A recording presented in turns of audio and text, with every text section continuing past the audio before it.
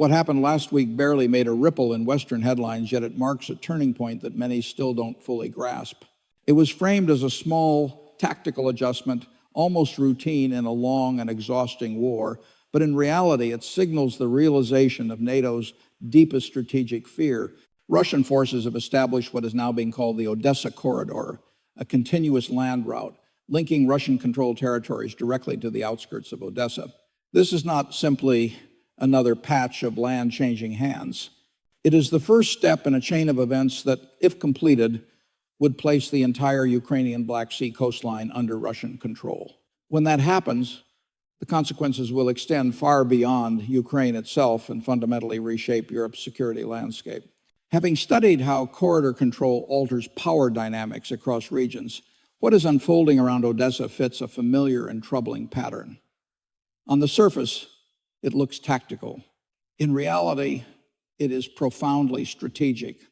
Odessa is not just another city on the map, it is Ukraine's largest remaining port and the linchpin of the northern Black Sea. Control of Odessa means control over maritime access, not only for Ukraine, but also for Moldova and, in practical terms, Romania.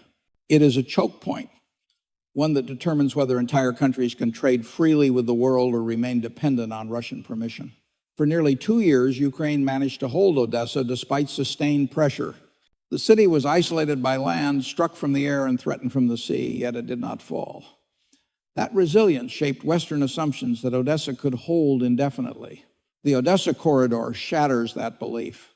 With this corridor in place, Russian forces now possess a continuous land route running from Crimea through Mariupol and onward to positions within striking distance of Odessa. This changes the military equation entirely. Russia can now move troops, heavy equipment, supplies, and artillery along secure ground lines in ways that were previously impossible. Odessa survived largely because Russia could not sustain a full siege. That limitation no longer exists. The corridor allows pressure to be applied methodically, tightening over time rather than relying on costly frontal assaults. From a purely military perspective, the implications are straightforward. A city that once held because it could not be encircled now faces an adversary capable of doing exactly that. But the true meaning of the Odessa Corridor goes far beyond the battlefield.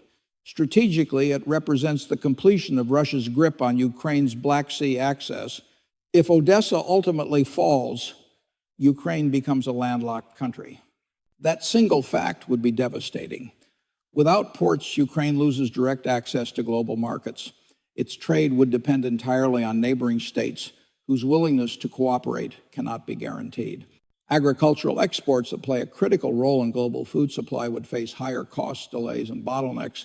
Imports would become slower and more expensive. An economy built around maritime trade would become structurally unsustainable. A landlocked Ukraine is not just weakened, it is economically crippled. This corridor also creates a continuous strip of Russian-controlled territory stretching from Russia itself through the Donbass and along the entire southern Ukrainian coastline to the Moldovan border. At this point, the conflict stops being only about Ukraine. Russia would be positioning itself as the dominant power across the northwestern Black Sea. Moldova immediately comes into focus. On Moldova's eastern edge lies Transnistria, a breakaway region already under effective Russian control. Once the Odessa Corridor is fully secured, Russia gains a direct land bridge to Transnistria. That means reinforcements, supplies, and sustained military presence without relying on air or diplomatic corridors. From there, Moldova faces an impossible dilemma. With no meaningful military capacity and a fragile economy, it would be forced either to accept Russian dominance or risk the same fate Ukraine has endured. Even more alarming is what this corridor means for NATO itself. Russia would be positioned directly along Romania's border. Romania is not a buffer state. It is a NATO member protected under Article 5. A continuous Russian presence on that frontier would represent the most direct conventional military threat NATO has faced since the Cold War. The Black Sea, once expected to tilt toward Western influence, would in effect become a Russian-dominated space. With Ukraine's ports gone, NATO's ability to project naval power into the region would be severely limited. Control of the northern and eastern Black Sea would rest firmly in Moscow's hands. Just as critically, the Odessa Corridor extinguishes any remaining illusion of Ukraine joining NATO. An alliance will not admit a member that is landlocked, stripped of its coastline, and locked in unresolved territorial disputes with Russia. That reality carries a brutal conclusion. After 2 years of war, massive casualties, and widespread destruction, Ukraine would find itself outside NATO and the European Union, facing a future defined by either submission to Russian influence or continued resistance in a war it cannot realistically win. The implications of the Odessa Corridor extend even further, cutting into the political foundations of the war itself. One of the central promises made, both implicitly and explicitly, was that Ukraine's sacrifices were paving the way toward integration with the Western security and economic system. That promise now looks hollow. With the Black Sea coast lost and NATO membership effectively impossible, the strategic purpose of continued fighting becomes increasingly unclear. This reality is already shaping calculations in Kyiv, whether openly acknowledged or not. Wars are sustained by belief as much as by weapons, and the corridor undermines the belief that victory, as defined by the West, remains achievable. At the same time, the corridor exposes a deeper and more uncomfortable truth. Western support has failed to achieve its core objective. NATO supplied Ukraine with advanced weapons, intelligence sharing, training programs, and enormous financial aid. The goal was not necessarily total victory, but deterrence, the idea that Russia could be stopped from making decisive territorial gains. The establishment of the Odessa Corridor demonstrates that this deterrence did not work. Despite everything provided, Russia has secured one of its most critical strategic objectives. This is not a marginal setback. It is a fundamental failure of strategy, and it is being closely watched by every country bordering Russia. For states like Estonia, Latvia, Lithuania, Poland, and Romania, support for Ukraine was never just about solidarity. It was about self-defense. These countries believed that stopping Russia in Ukraine meant preventing pressure on their own borders. If Russia succeeds in taking Ukraine's coast despite massive Western backing, a disturbing question emerges. If NATO could not protect Ukraine in practice, how confident can its members be that it would do better for them? This concern is particularly acute in the Baltic states, where geography and limited strategic depth make them highly vulnerable. The question is no longer theoretical. It is being actively debated in Baltic capitals, and the answer many are arriving at is deeply unsettling. This is how alliances weaken, not through formal withdrawals or dramatic announcements, but through gradual erosion of confidence. Once member states begin to doubt whether collective defense would truly be honored in a crisis, the alliance's credibility starts to decay. Trust is replaced by calculation. Some states begin exploring accommodation with a perceived threat. Others invest in independent military capabilities outside alliance structures. A few may even reconsider nuclear options as a last resort. None of these paths strengthen NATO. All of them signal a loss of faith in the system that has underpinned European security for decades. Looking ahead, the next phase of Russia's strategy is already visible. The corridor will not remain a simple line on the map. It will be consolidated. Roads will be repaired or expanded, rail links established, and defensive positions reinforced. Military assets will be positioned with a clear purpose, preparing for the final pressure campaign against Odessa itself. As the city becomes increasingly isolated and faced with overwhelming force, it will confront a stark choice: surrender or destruction. If Odessa resists, the precedent is clear. What happened to Mariupol shows how Russia conducts such operations. Cities are not merely defeated, they are reduced to ruins. As this pressure builds, Ukraine's government will face mounting demands to negotiate. With the coast lost and NATO membership definitively out of reach, the central question becomes unavoidable. What is the war being fought for now? Western support, already strained, is losing momentum. In the United States, public patience is wearing thin. Voters increasingly want resources redirected toward domestic priorities. In Europe, economic pressure and political fatigue are producing similar effects. The fall of Odessa would provide many Western leaders with a justification they quietly seek. They could argue that the situation is beyond recovery and that negotiations are the only responsible option. Those negotiations, however, would not resemble a balanced peace process. They would amount to Russian terms delivered from a position of strength.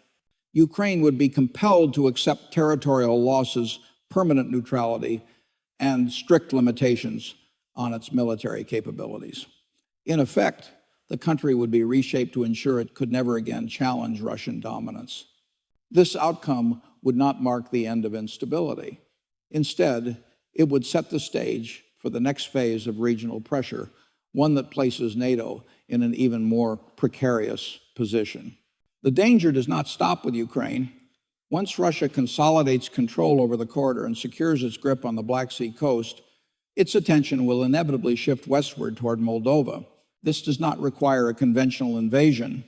Military force will simply exist as a constant presence, a silent pressure shaping every political decision in Chisinau. With Russian troops positioned in Transnistria and reinforced through a direct land route, Moldova's vulnerability becomes absolute. Energy dependence, economic leverage, and information warfare would do the rest. Under that kind of strain, Moldova's government would face a narrow set of options. Either it accommodates Russian demands or it collapses under internal and external pressure. In both scenarios, Moldova drifts firmly into Moscow's orbit. This is where the Odessa Corridor transforms from a regional development into a systemic crisis for NATO. The alliance exists to prevent precisely this kind of expansion. Yet here, expansion is happening in real time, despite NATO's declared opposition and sustained involvement.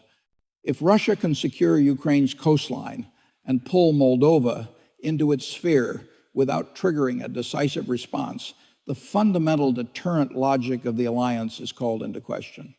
Every neighboring state is forced to reassess its assumptions. If this can happen there, why not elsewhere? Poland, for example, is often cited as fundamentally different because it benefits from Article 5 protections. But recent history complicates that reassurance. NATO avoided direct intervention in Ukraine largely due to fears of escalation, particularly nuclear escalation. Those fears would not magically disappear in a crisis involving Poland. Russia's neighbors understand this reality. They see that NATO's guarantees, once assumed to be absolute, are in fact conditional. That uncertainty is corrosive. It weakens cohesion and encourages states to hedge their bets rather than rely fully on collective defense. As confidence erodes, alliance members begin making independent choices. Some seek accommodation with Russia to reduce risk. Others push for rapid militarization outside NATO frameworks. A few may even consider developing nuclear capabilities as the ultimate security guarantee. Each of these responses reflects the same underlying problem: declining faith in the alliance's ability to deliver on its promises. The Odessa Corridor accelerates this process by providing tangible proof that NATO's red lines are more flexible than once believed. The broader consequences for European security are profound. Since 1945, the continent has enjoyed an unusually long period of relative peace, anchored by American security guarantees through NATO. That era is now under strain. With Ukraine effectively defeated, the Black Sea under Russian control, and Moldova exposed, Eastern Europe enters a far more dangerous phase. The balance that kept conflict contained is breaking down. Germany and France, the political core of Europe, will face difficult decisions. They can choose to significantly increase defense spending and deploy forces eastward in a credible show of deterrence, or they can accept a de facto Russian sphere of influence in Eastern Europe. Neither option is politically easy. Large-scale militarization risks domestic backlash and economic strain. Accommodation undermines the principles on which post-war Europe was built. The most likely outcome is an uneasy compromise, modest increases in spending that fall short of true deterrence. This approach satisfies neither security needs nor political ideals, leaving Europe exposed and uncertain. The United States confronts its own reckoning. If NATO cannot prevent Russian territorial expansion, even with massive support short of direct intervention, American leaders will increasingly question the value of continued commitment. Skepticism toward European burden sharing is already present in Washington. As the full implications of the Odessa Corridor become widely understood, those doubts will intensify. NATO will not collapse overnight, nor will it formally dissolve. Instead, it will slowly hollow out, retaining its structure but losing its strategic weight. This is how established orders end, not through sudden catastrophe or dramatic declarations, but through a series of failures that gradually erode belief. Each setback weakens confidence, and once confidence is gone, the institutions built upon it become fragile. The Odessa Corridor is not just a military development. It is a signal that the post-World War II security framework in Europe is entering a period of irreversible decline. What makes this moment especially dangerous is that it is unfolding quietly, without the kind of dramatic shock that usually forces political systems to respond. There was no sudden collapse, no single decisive battle that demanded immediate attention. Instead, the Odessa Corridor emerged gradually, almost bureaucratically, allowing policymakers to delay hard decisions. This slow-motion shift is precisely why it is so destabilizing. Strategic realities are changing faster than political narratives can adapt, and history shows that this gap is where miscalculations thrive. By the time the consequences become undeniable, the options available to respond are already severely limited. For Ukraine, this narrowing of options is becoming painfully clear. The country has endured immense human and material losses with the expectation that endurance would eventually translate into security guarantees and integration with the West. The corridor undermines that expectation at its core. Without access to the sea, Ukraine's strategic value to its partners changes, and so does the urgency of their support. The longer this situation persists, the harder it becomes for Western governments to justify continued assistance at the same scale. Political leaders respond to voters, and voters respond to perceived outcomes. A landlocked Ukraine, cut off from maritime trade and facing long-term economic stagnation, is increasingly seen not as a future ally, but as an open-ended liability. This shift in perception feeds directly into policy.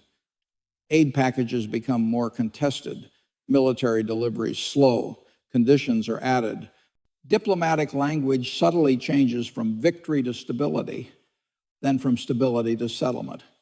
None of this happens overnight, but the direction is unmistakable. The Odessa Corridor accelerates this process by making clear that time is no longer working in Ukraine's favor.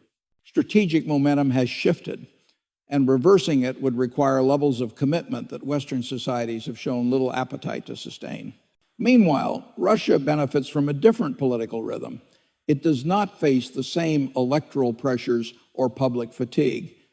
Time in this context becomes an asset rather than a constraint. By consolidating gains rather than rushing toward dramatic offensives, Russia can normalize its control and force others to adjust to new facts on the ground. Each month that passes without a decisive Western response makes those facts harder to challenge. Infrastructure gets built, supply lines harden, and administrative control deepens. What once seemed temporary starts to look permanent. As this new reality settles in, international institutions struggle to respond. NATO operates by consensus, and consensus becomes harder when member states perceive risks differently. Countries farther from the front may view accommodation as pragmatic, while those closer feel exposed and betrayed. This divergence weakens collective action. Decisions become slower, statements more cautious, and deterrence less credible. The Odessa Corridor exploits exactly this weakness. It does not require NATO to fail publicly, it only requires NATO to hesitate. The psychological impact of this hesitation cannot be overstated. Deterrence depends as much on belief as on capability. Once adversaries sense doubt, they test limits more aggressively. Once allies sense uncertainty, they begin planning for scenarios outside the alliance framework. The corridor sends a clear message to both groups. To adversaries, it suggests that incremental gains are achievable without catastrophic consequences. To allies, It signals that guarantees may come with caveats. This dual effect is profoundly destabilizing. In this environment, strategic clarity becomes rare. Policymakers speak of de-escalation while preparing for escalation, of unity while managing division. The Odessa Corridor sits at the center of this contradiction. It is a concrete development that demands a response, yet any meaningful response carries risks that many leaders are unwilling to accept. As a result, inaction becomes the default choice, even as its costs grow. This is the paradox now facing Europe and the Atlantic Alliance. Acting decisively risks confrontation. Failing to act invites erosion. The corridor has shifted the balance toward the latter, creating a situation where the absence of a clear decision becomes a decision in itself. And in geopolitics, such decisions rarely favor those reacting rather than those shaping events. As this reality sets in, the final outcome becomes less a question of if and more a matter of when. The Odessa Corridor is not an isolated episode that can be reversed with symbolic gestures or short-term aid packages. It represents a structural shift in power that will shape decisions for years to come. Once Russia completes consolidation, the logic of the situation hardens. Military assets will be permanently stationed, logistics networks normalized, and political control embedded into everyday administration. At that point, any attempt to reverse the situation would require a level of escalation that Western governments have consistently shown they are unwilling to contemplate.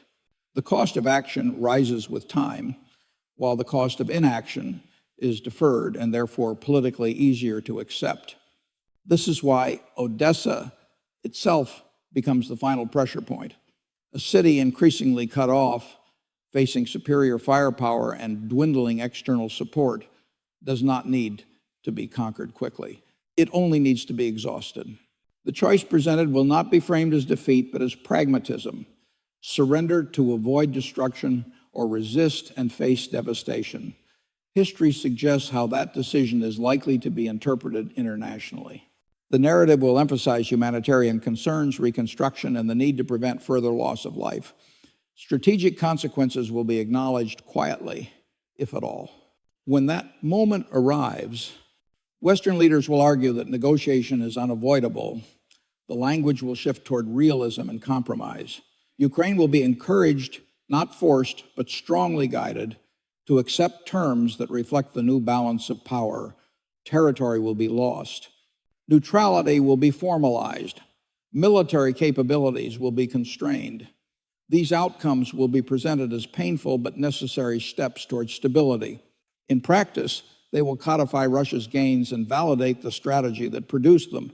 The broader damage, however, will already be done. The lesson absorbed across Eastern Europe will be unmistakable. Security guarantees are not absolute. They depend on risk calculations made elsewhere under different political pressures. For countries living next to Russia, that realization reshapes every strategic decision. Some will seek accommodation, others will accelerate rearmament, and a few may pursue deterrence outside existing frameworks. None of this produces a safer Europe. It produces a more fragmented and anxious one. For NATO, the challenge is existential but subtle. The alliance will continue to exist on paper. Meetings will be held, statements released, exercises conducted. Yet the core belief that underpins collective defense will have been weakened. Once allies doubt whether the system will truly protect them in a crisis, the alliance's deterrent power diminishes, regardless of how many troops or weapons it possesses. The Odessa Corridor contributes directly to that erosion by demonstrating that strategic defeat can occur even when formal structures remain intact. This is how long-standing orders unravel, not through sudden collapse, but through accumulated moments where reality diverges from expectation. Each divergence chips away at confidence. Over time, the gap becomes impossible to ignore. The post-World War II European security system was built on the assumption that aggression would be decisively checked. The events surrounding Odessa suggest that this assumption no longer holds in the way it once did. What makes this moment especially significant is that it will likely be recognized only in hindsight. Future analysts will point to the Odessa Corridor as the point where the balance truly shifted. where the illusion of control gave way to a new, harsher reality. At the time, it will be described as one development among many, debated, downplayed, and contextualized. But its effects will continue to ripple outward, shaping choices, limiting options, and redefining what power means in Europe. In the end, the corridor is not just about geography. It is about credibility, perception, and the limits of influence. It marks the point where strategic ambition met political hesitation and prevailed. And once that lesson is learned by all sides, it does not easily fade